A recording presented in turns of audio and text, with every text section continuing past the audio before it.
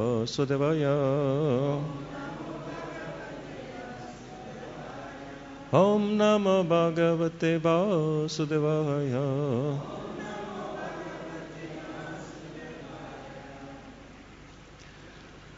Evam Kshipan Danushi Sadhitam Utsasarja.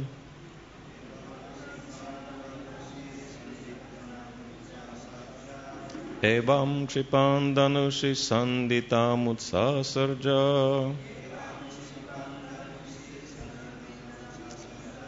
Banam Savajram Ivatat Dridayam Bibheda.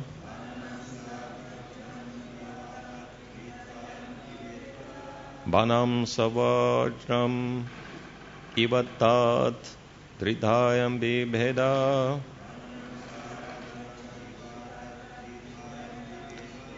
Sasrig Bamanda Shamukhai Napatat Vimanat.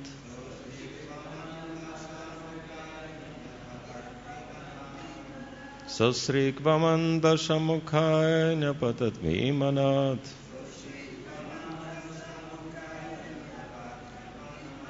Daheti Jalpati Jane Sukriti Parikta.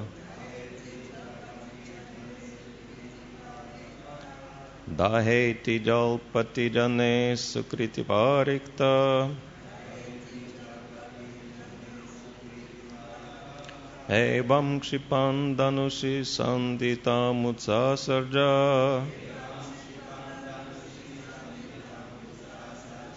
Banam Savajram Ivatat Dridhayam Bibeda.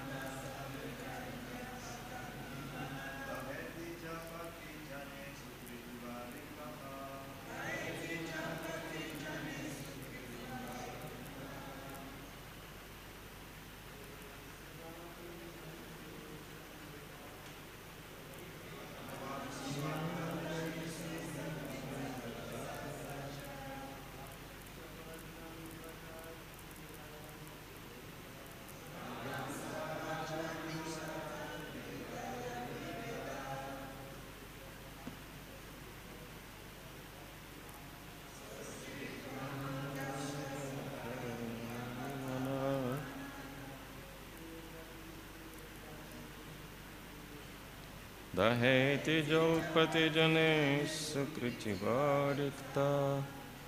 Ladies, please.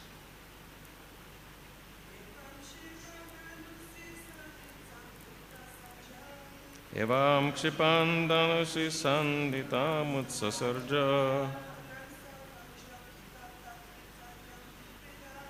Banam Chavajam Ivata Dritayam Bibida.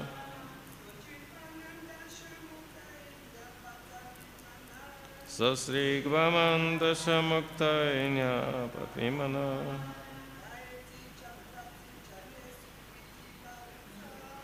Daheti Jalpati Jane Sukriti Varikta.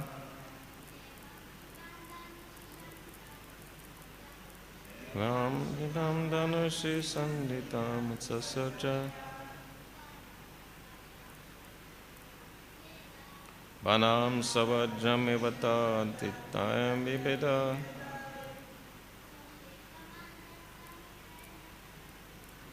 Sasri Gvamanda Shamukhaya Padavimana.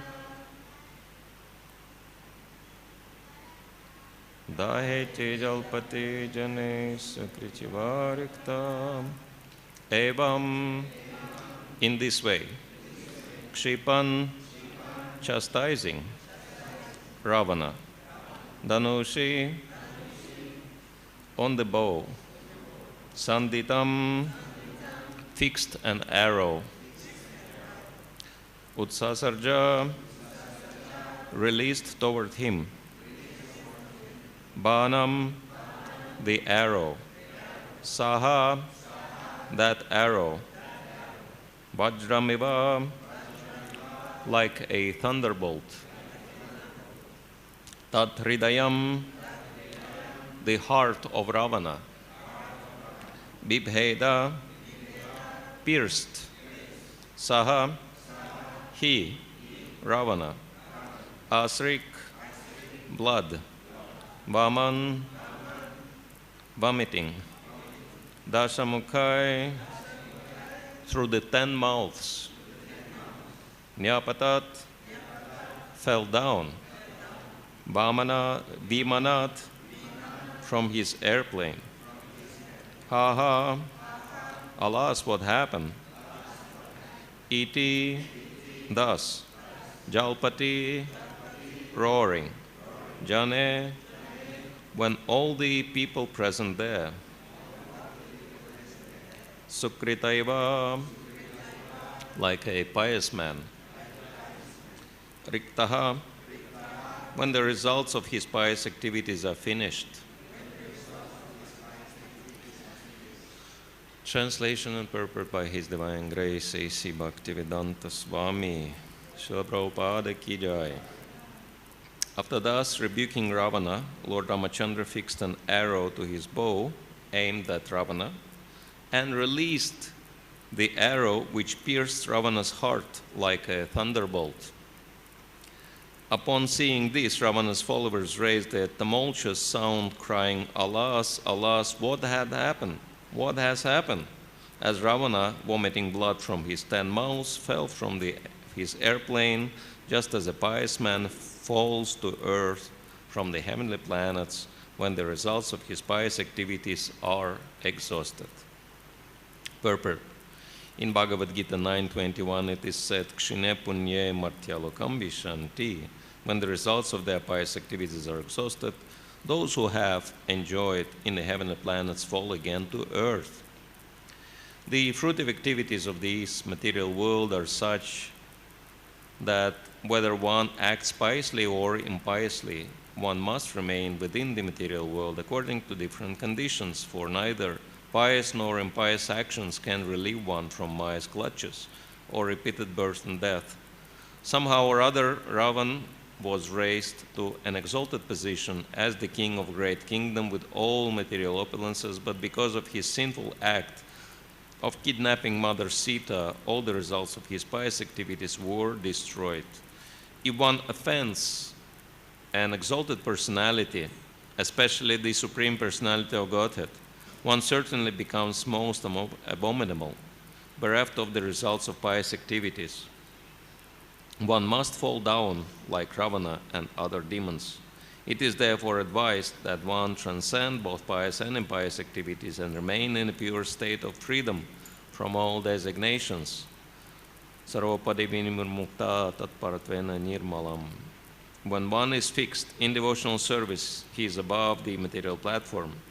On the material platform, there are higher and lowest positions, but when one is above the material platform, he is always fixed in a spiritual position. Sagunan samatitetan brahma bhuyaya kalpate. Ravana, or those like him, may be very powerful and opulent in this material world, but theirs is not a secure position, because after all, they are bound by the results of their karma, karmana daivanetrena. We should not forget that we are completely dependent on the laws of nature. Prakriti kriyamanani gunais karmani sarvasha, ahankara vimuntatma kartahamiti manyate. The bewildered spirit soul, under the influence of the 3 modes of material nature, thinks himself the doer of activities that are in actuality carried out by nature. Bhagavad Gita 3.27. One should not be proud of one's exalted position and act like Ravana, thinking oneself independent of material nature's laws. After thus rebuking Ravana, Lord Ramachandra fixed an arrow to his bow, aimed at Ravana, and released the arrow, which pierced Ravana's heart like a thunderbolt. Upon seeing this, Ravana's followers raised a tumultuous sound, crying, "Alas, alas, what has happened, what has happened?" As Ravana, vomiting blood from his 10 mouths, fell from his airplane just as a pious man falls to earth from the heavenly planets when the results of his pious activities are exhausted. So, just in case if anyone wonders what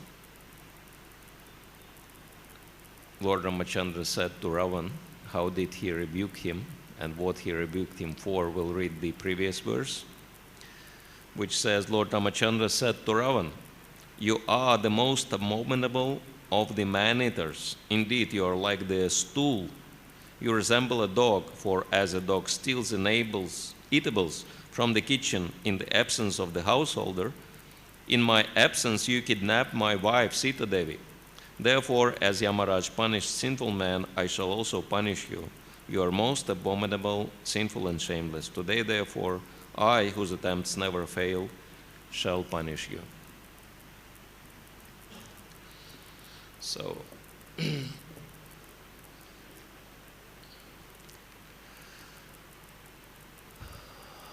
as we know, Ramayana is one of the greatest epics of this planet, which is considered to be native not only to India, but to many other countries, especially in Southeast Asia, Indonesia, Thailand, Cambodia, and so many other places. And this topic is very vast, the topic of victory of Lord Ramachandra over Ravana, and we can discuss so many points in relation to that topic, but we'll specifically focus on the conclusion Srila Prabhupada makes in the end of his purport. The very last sentence says, "One should not be proud of one's exalted position and act like Ravana, thinking oneself independent of material nature's laws." For myself, I find this topic very relevant, and it might be also relevant to few other devotees who have not mastered, have not achieved the perfection in the third verse of Shikshashtakam. Trinada Pisunichana Tarora Pisa Hishnana Manena Manadana Kirtanya Sadahari, which is of course the countermeasure for being proud. Three most powerful remedies are being very tolerant, more tolerant than a tree, being more humble than a blade of grass, and being very respectful towards everyone without expecting any respect towards oneself. And Lord Chaitanya says that in this way one can constantly chant the holy name of the Lord. In other words, one can be always Krishna conscious. And Sri Chaitanya Mahaprabhu specifically stressed the importance of this verse, even out of the other verses of Shikshashtakam prayers. And it's not by chance. Of course, we need to purify our hearts to become Krishna conscious. And there are so many bad qualities in our hearts from the material conditioning. 6 of them are specifically highlighted by acharyas and by scriptures: Kama, Krodha, Moha, Mada, Lobha, Matsarya, lust, anger, greed, illusion, pride, envy. And of course, scriptures such as Bhagavatam and Ramayana, they show us extreme examples of the perfect behavior exemplified by the Supreme Lord himself, Supreme Lord Ramachandra, and of course exemplified by all pure devotees, and extreme manifestation of all the bad qualities of character exemplified by such demons as Ravana.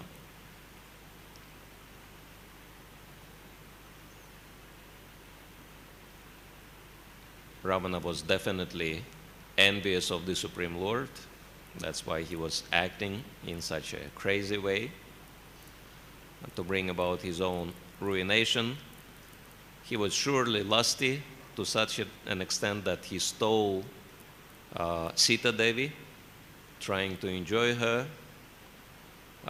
There is no doubt that he was an illusion, considering Lord Ramachandra to be a human being, not understanding that he is the Supreme Lord. He was extremely greedy and angry, but somehow we will be focusing on one particular bad quality, which is pride, because it is very relevant to today's verse. Srila Prabhupada notices that if we act in the wrong way, we may fall down in the same way as demons are falling, and I'm pretty sure none of the devotees are looking towards that result, to become fallen. And Srila Prabhupada often quoted that pride comes before the fall. And we can see in Shastra, beginning from Bhagavad Gita, what to speak of other scriptures, somehow this quality is mentioned as the very first when it talks about material conditioning, or specifically demoniac nature. As in the 16th chapter of Bhagavad Gita, Damba Darbha Bhimanascha, that the very first quality, demoniac quality mentioned is Dambha, or pride. And in the 15th chapter as well, when Lord Krishna speaks about the conditioning in the material world, Nirmana Moha Jita Sangha Dosha, this is the very first fault or dosha he is mentioning.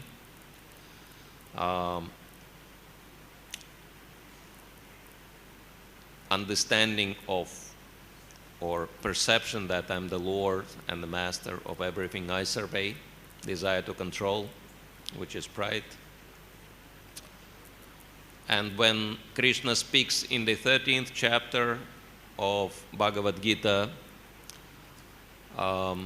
listing the items of knowledge, these are the two items he lists first: amanitvam, adambitvam, that humility and pridelessness. So we can understand that pride is the first and foremost issue to deal with in Krishna consciousness, and humility is the most powerful remedy. And therefore, we'll be focusing on this particular subject matter. And as we were mentioning, the third verse of Shikshashtaka, we can see that this is the ultimate solution which such a great pure devotee as Srila Prabhupada exemplified.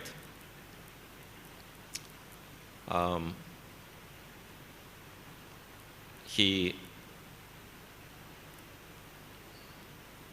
was very interesting personality in many ways, as we can learn from those who have had direct experience of dealing with him.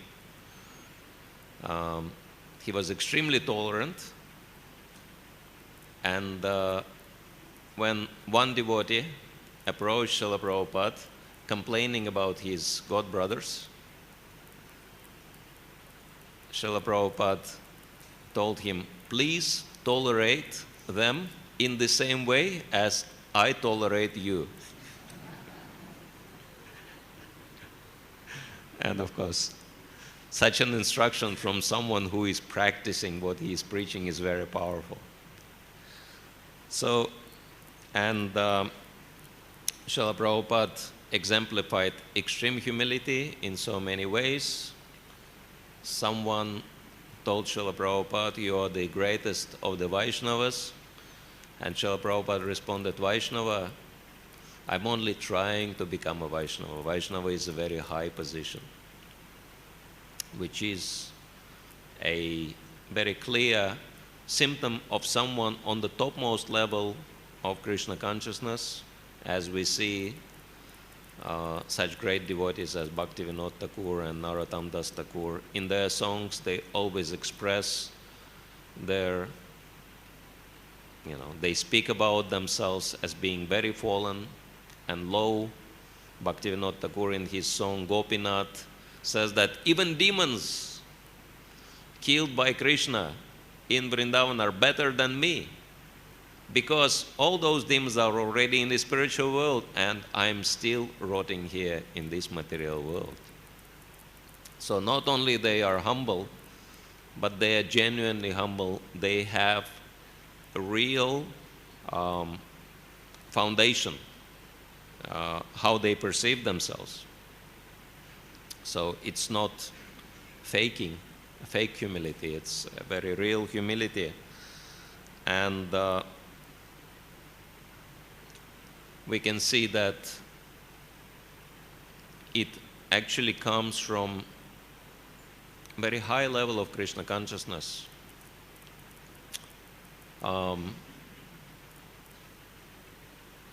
Like the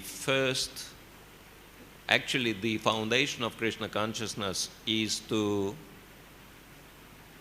see Krishna in everything and everything connected to Krishna.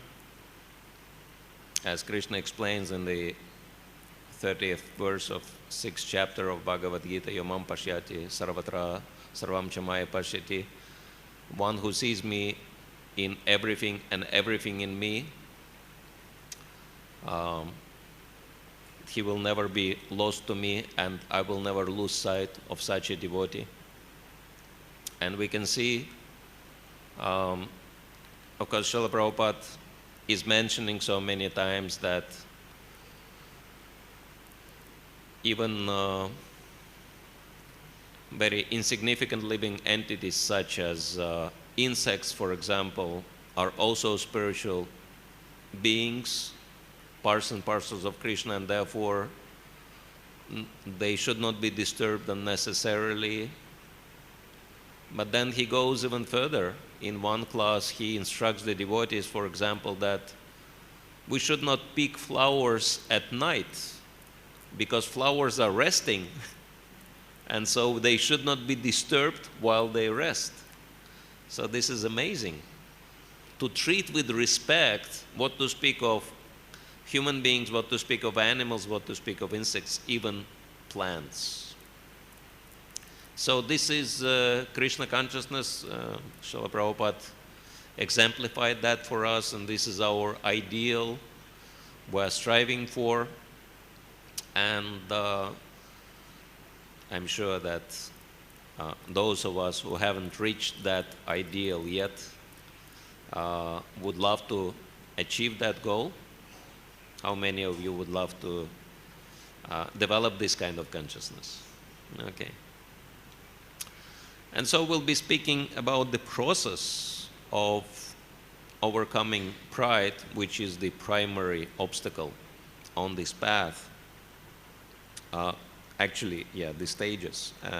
What do we have to overcome? And then at the end, we'll be mentioning the most powerful remedy, the most powerful mean to overcome those obstacles. But first we'll be talking about the obstacles, how to conquer the Ravana within.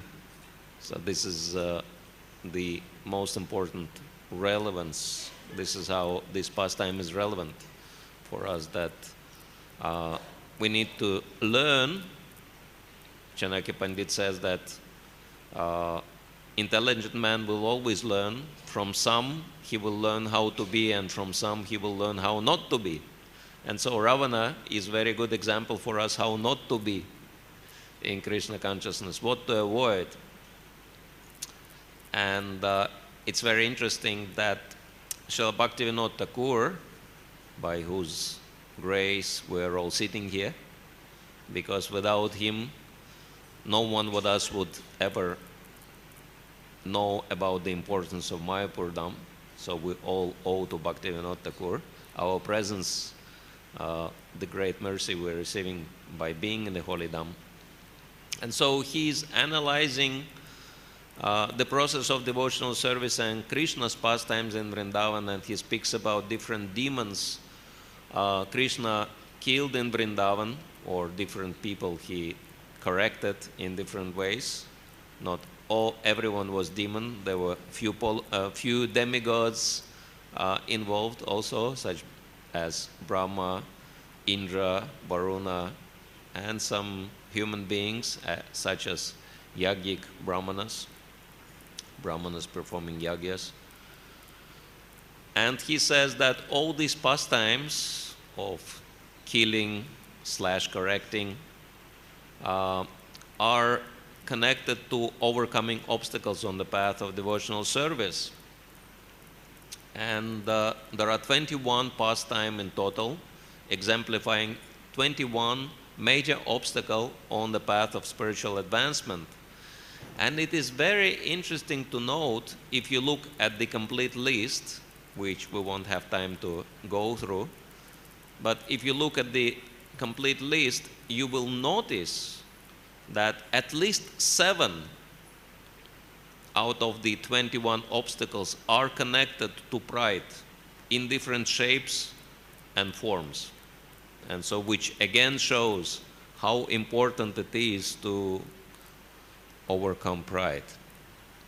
And the first, well, actually it was the second demon after Putana, but the one who exemplifies the first type of pride is Trinavarta, the whirlwind demon who was blinding everyone and going very, very, very high, kidnapping Krishna and trying to throw Krishna down and kill him in this way. Of course, we know that he failed and he fell down under Krishna's weight and he was smashed to pieces, literally, because he fell from very high, what do you call it, altitude? From great height. Actually, it was 800,000 miles high. And so he was literally smashed to pieces. And Bhaktivinoda Thakur says that Trinavarta exemplifies pride coming from mundane scholarship. And we may think, oh, mundane scholarship has nothing to do with me. I'm a devotee. But the knowledge which is accumulated for the sake of knowledge, for the sake of developing one's prestige, is nothing but mundane knowledge. There are so many people who know our scriptures much better than us. One such man approached Srila Prabhupada and he said, "Oh, Swamiji, you're preaching Bhagavad Gita. Do you know Bhagavad Gita by heart?" And Prabhupada immediately figured out who this man is. And he said, "So do you know Bhagavad Gita by heart?" And the man very proudly said, "Yes, Swamiji, all 700 verses I can quote in 1.5 hours non-stop." And Prabhupada said, "Oh, very nice. Can you leave you can quote Bhagavad Gita in 1.5 hours. Can you leave Bhagavad Gita for 5 minutes? Can you practice Bhagavad Gita for 5 minutes?" And of course, this man had nothing to do with practices. That's why he was so proud. And, relating that to myself, I'm thinking that I would gladly, if that would be, within my powers, I would gladly exchange all the verses I've learned throughout all my years in Krishna consciousness, all this theoretical knowledge I would gladly exchange for a quarter of the verse practiced, such as, for example, Vyavasayatmika Buddhi, having fixed Krishna conscious intelligence. Or even 1/8 of the verse, man mana, having ability of always thinking of Krishna. I would be very happy if that would happen, if I would forget all this theoretical knowledge and have a bit of realization in Krishna consciousness in exchange for that. And the example in the Ramayana, in the fighting with Ravana and Lord Ramachandra, when Lord Ramachandra was trying to cut Ravana's heads, and as we know, the heads kept popping up again, right? So he couldn't finish Ravana by cutting his heads off, but when he pierced his heart, this is when Ravana was finished. He was vomiting blood from all the 10 mouths. So we can understand that it exemplifies that just by intellectual understanding of Krishna consciousness, we can never finish the Ravana within. So the head, it's not, because Krishna consciousness is the matter of the heart, not the head. So we have to go to the heart of the matter to actually achieve success. And so in this way, Trinavarta is exemplifying the very first obstacle in devotional service, pride, coming from hypothetical knowledge, acquiring so much of book knowledge. Anyavilasita shunyam jnana karma dhyanavritam. It says that pure devotional service is free from two contaminations, contamination with jnana and contamination with karma. And very soon after that, we will see the other example of Krishna dealing with contamination coming from karma, from good karma, deliverance of Nalakuvar and Manigriv. They were definitely enjoying the best karma ever. One can imagine being the sons of Kuvera. And in this way, they treated Narada Muni, the greatest sage and saint and a devotee, as nothing special. They just ignored him completely. They didn't even bother to cover their bodies. And so they, in this way, showing the dirty parts of the body, they were, behaving very offensively towards Narad Muni. And Narad Muni, as we know, cursed them for their own benefit. And this is the second contamination, contamination by karma, pride coming from good karma. That Nalakuvar and Manigriv had loads of money, wealth, they had very high position, and they were quite beautiful, as we can understand also, being residents of the heavenly planets. And these things, as Kunti Devi says, are the obstacles on the path of devotional service. Janmaisharya Shudarshibi Edamana Madhapuman Navahrati Arbidatumbai Tvamakinchana Gochara. That these obstacles are Janma, special birth, Aishwarya, wealth, Shruta, mundane knowledge, and Shri, bodily beauty. That these obstacles prevent one from chanting the holy name sincerely. And of course, all these things can be used very nicely in devotional service, but it's a double-edged sword. It can help us or it can hurt us also.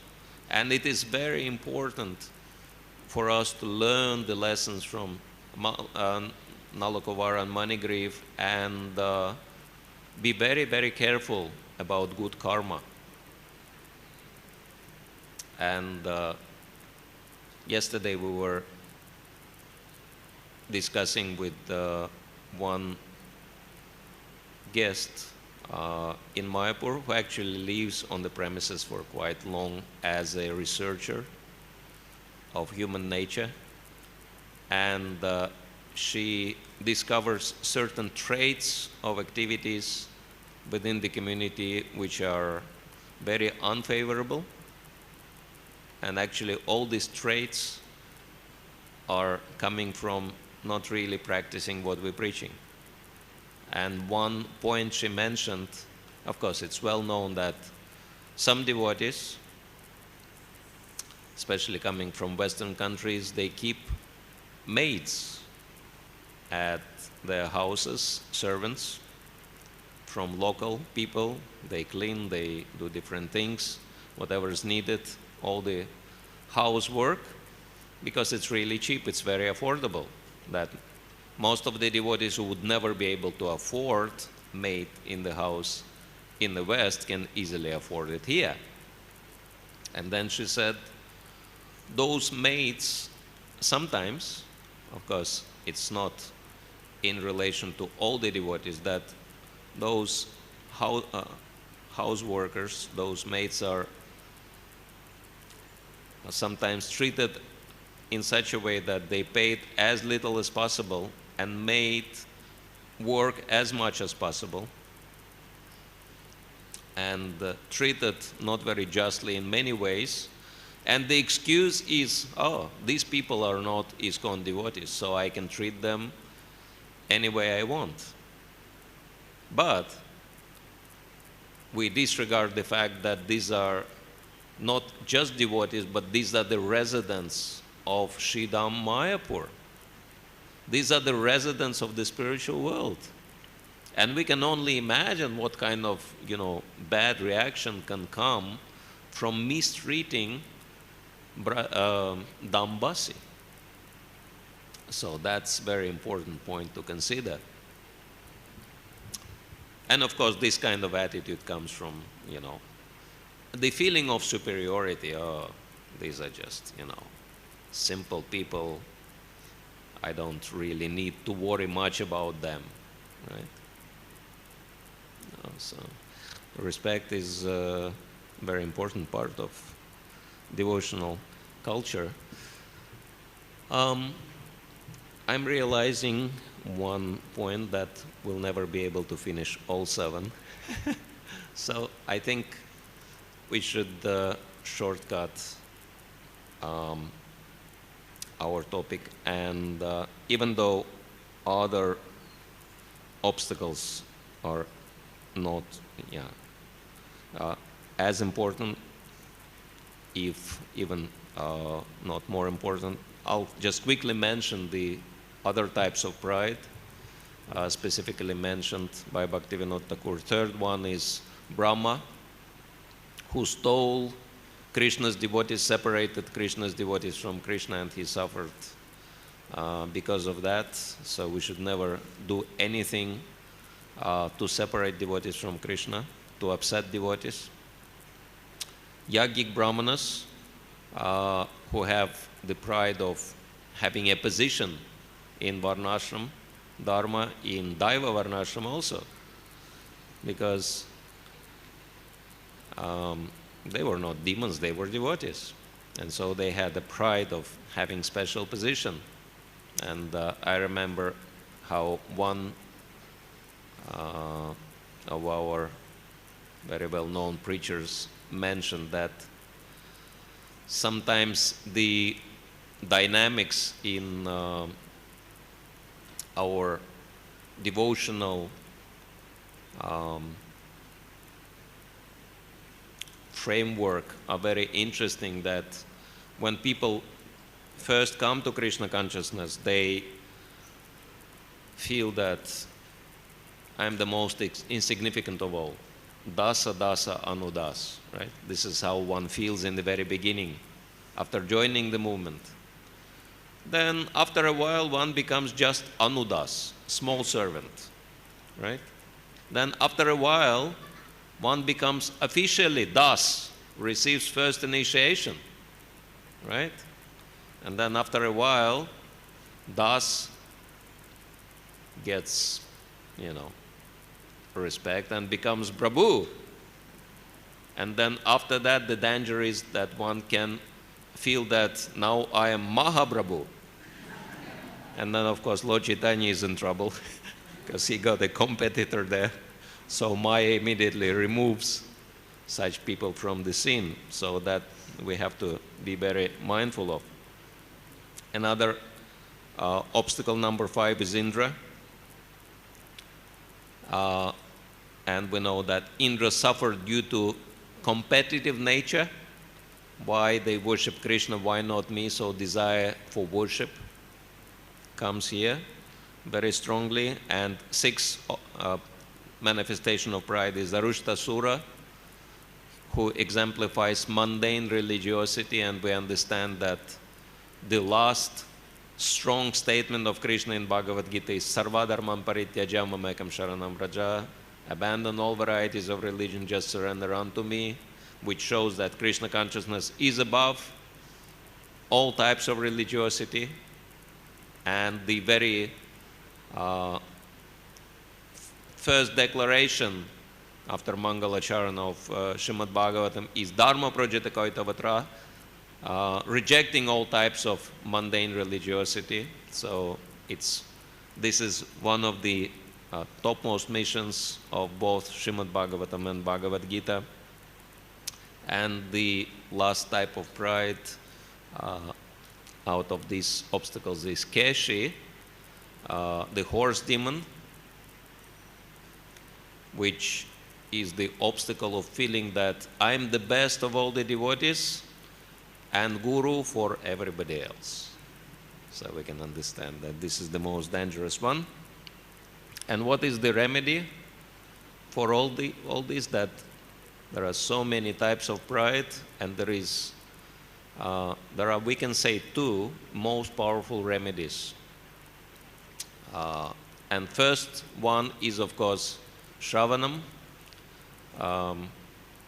ability to, the interest in listening about Krishna and discussing topics related to Krishna. We can see that very clearly, that when devotees are young, they are very interested to attend Bhagavatam classes and etc., etc. But when they become a little bit higher up, we can see that sometimes the interest towards just coming and listening to Bhagavatam somehow vanishes. You can see some devotees, they only appear on Bhagavatam classes when they are giving the class. So it's not to criticize anyone, but for us it's to learn how not to be, what is the dangerous thing. And this is theoretical understanding, and practice is always seeking help from other devotees, always being interested in receiving feedback. How can I improve? Always seeking spiritual guidance. And this can always keep us in a safe position. Hare Krishna. So we still have 5 more minutes if anyone wants to say or add something. There are so many senior realized Vaishnavas in the audience.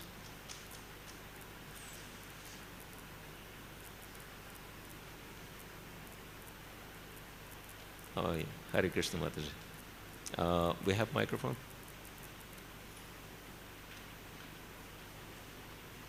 Thank you for attending the class. It's a special honor to have Prabhupada disciples attending Bhagavatam class. Hare Krishna. Krishna Maharaj, I'm sorry, your good name is not up there on the board, and I missed hearing it this morning. Can you kindly tell us your name? Okay, this is a good, relevant question. Thank you. So my full name is Bhakti Rasayana Sagar Swami. Bhakti Rasayana Rasayana. Sagar Bhakti Swami. Rasayana is the title of the final chapter of Brihad Bhagavatamrita, which glorifies Krishna. Thank you. And Sagar is ocean, so Bhakti Rasayana Sagar Swami. Hare Krishna. So, Maharaj, I wanted to know, you started to mention the remedies, and the first one you mentioned was Shravanam. And you said that when devotees get older, they seem to stop coming to Bhagavatam class. So I want to say that I'm representing my good husband this morning, who is studying to give a Bhagavatam class. So he's studying Srila Prabhupada's teachings right now, and he asked me to take notes from your class. So I will read them to him. But then you said devotees should always seek to understand ways that they can improve. Is that part of the Shravanam procedure? Yes, sure. Okay, thank you. It's also part of Shravanam. Guhyama Kyati Prichati. This is what Srila Rupa Goswami mentions as amongst the 6 loving exchanges between the devotees, revealing one's heart and confidence and listening to the revelations. Thank you. Prabhu?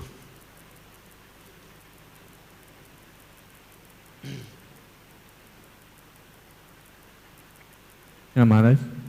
Maharaj, you says that there is 2 most important remedies. One is Shravanam.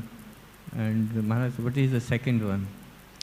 Second one is seeking feedback for one's improvement, for our improvement. Thank you, Maharaj.